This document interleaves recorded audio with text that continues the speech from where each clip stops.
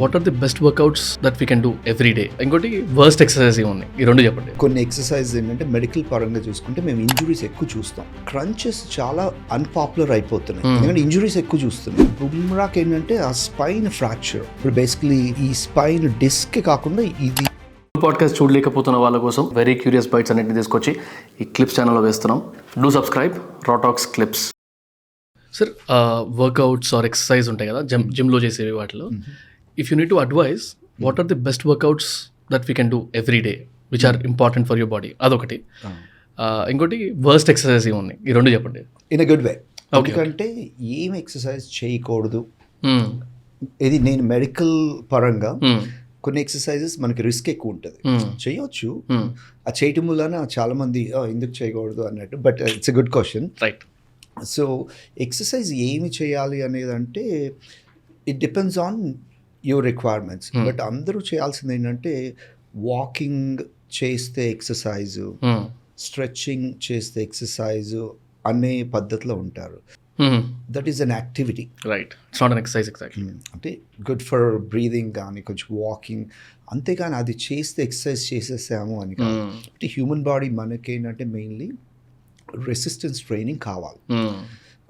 మనం అనుకుంటాం only weights only అబ్బాయిలే చేయాలి, అమ్మాయిలు అని కాదు. అసలు చేయాల్సింది అమ్మాయిలు రెసిస్టెన్స్ ట్రైనింగ్. రెసిస్టెన్స్ అంటే వెయిట్స్ కానీ రబ్బర్ బ్యాండ్స్ కానీ దేంట్లో ఉన్న ప్రెషర్ ఉండి మెషిన్తో కానీ. ఎందుకంటే అమ్మాయిల బోన్స్ ఆస్టియోపోరోసిస్ అని వీక్ అవుతూ ఉంటుంది, కాల్షియం పోతూ ఉంటుంది. మనకు కూడా అందరికీ పోతుంది. అది చేస్తే రెసిస్టెన్స్ ఎక్సర్సైజెస్ చేస్తే ఏంటంటే మళ్ళీ ఆ calcium can be filled up in the bones. Okay. So వాళ్ళకి ఫ్రాక్చర్ డెన్సిటీ తగ్గడం తగ్గుతుంది కదా. ఓకే. సో అది రెసిస్టెన్స్ ట్రైనింగ్ చేసిన వాళ్ళకి డెన్సిటీ పెరుగుతుంది. ఇప్పుడు చాలా స్టడీస్ ఉంటాయండి. ఇప్పుడు నర్సింగ్ హోమ్లో ఓల్డ్ పేషెంట్స్ని తీసుకుని ఒక 10 మంది ఏమో రెగ్యులర్ మెషిన్ ఎక్సర్సైజెస్ వెయిట్స్, ఒకళ్ళేమో జస్ట్ ఏరోబిక్ ఎక్సర్సైజెస్. వీళ్ళలో ఫ్రాక్చర్స్ చాలా తక్కువ మంది అవటం, బెడ్ రిడన్ అవటం తక్కువ. So it's proven fact.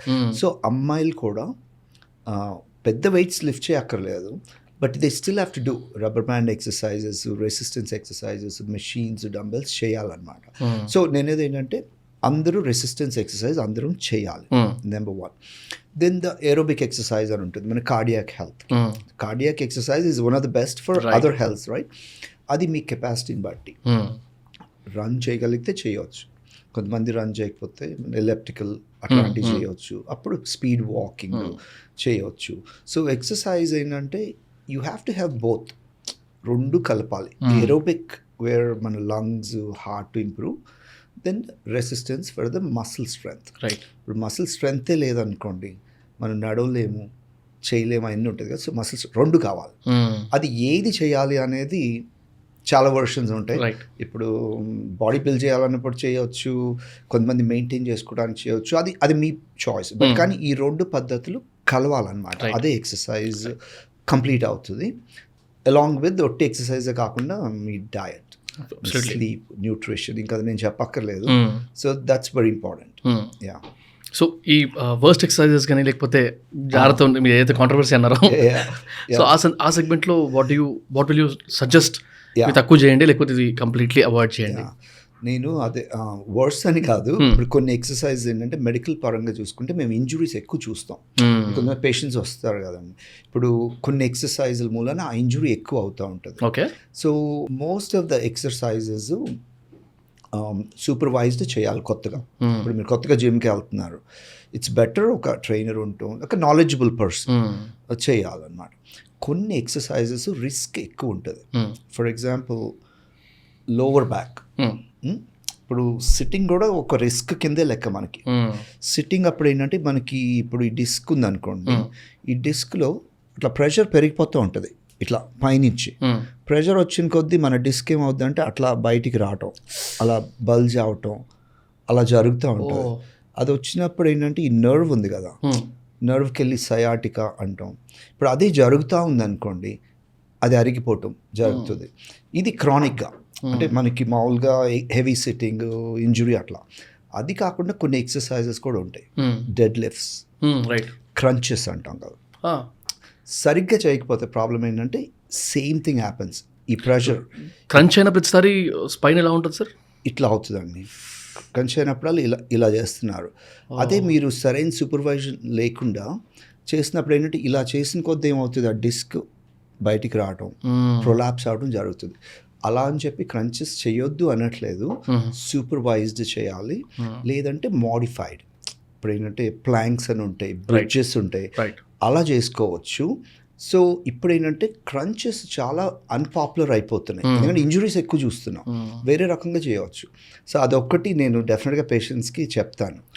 Unless your trained, జిమ్లో చేస్తున్నావు చెయ్యి, కానీ బీ కేర్ఫుల్. వాళ్ళకి ఏంటంటే మసిల్ స్ట్రెంత్ ఆల్రెడీ ఉంది, they are okay with it.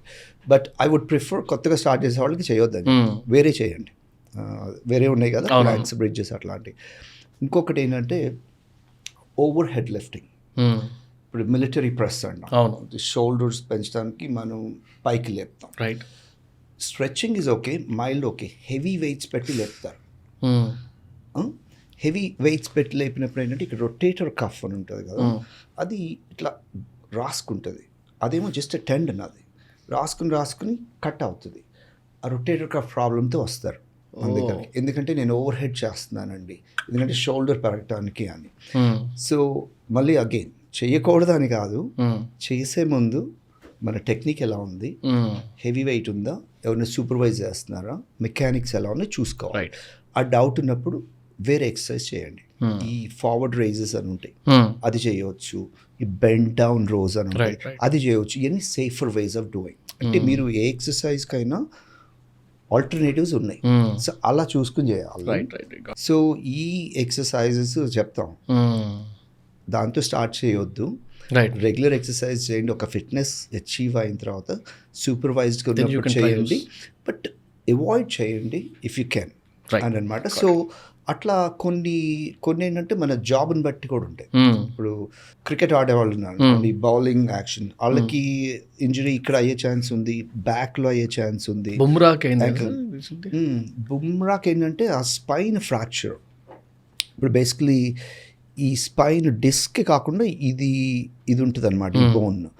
ఈ బోన్ ఇది ఇట్లా వెనక్కి కొట్టుకుని ఈజ్ గాట్ ప్రీవియస్ ఫ్రాక్చర్ ఒకసారి అయింది, మరి ఇప్పుడు రెండోసారి కూడా అయింది. బికాజ్ ఇట్లా ఆర్చ్ ఎక్కువ చేస్తాడు కదా, అంటే అందరూ చేస్తారు. బట్ ఒక్కొక్కసారి ఏంటంటే if he has a weaker muscle or genetically predisposition ఉన్న ఆ ఇంజురీ అయ్యే ఛాన్స్ ఉంది.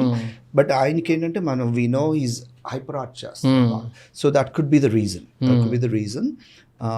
So what are the common injuries like this క్రికెటర్స్లో కానీ స్పోర్ట్స్ మెన్లో కానీ? సో ఇదేమో పార్ట్స్ ఇంజురీ అంటామండి. మామూలుగా కామన్గా ఏంటంటే డిస్క్ ఇంజురీస్ జరుగుతాయి. డిస్క్ మామూలుగా బల్జ్ అవుతుంది, సయాటికా వస్తూ ఉంటుంది. షోల్డర్లో ఏంటంటే రొటేటర్ కఫ్, బౌలింగ్ చేసేవాళ్ళు లేబ్రల్ టేర్ అని ఉంటుంది, థ్రోయింగ్ అట్లా. ఆ లేబ్రమ్ అంటే ఒక కుషన్ లాగా ఉంటుంది, అది. నీస్లో వెరీ కామన్ ఏసీఎల్ చూస్తారు కదా, ఏసీఎల్ ఇంజురీ. మెనిస్కస్ చాలా కామన్, అదనమాట. Thank you for watching the clip. Full podcast చూడాలనుకుంటే కింద డిస్క్రిప్షన్లో లింక్ ఉంది, గో వాచ్ ఇట్.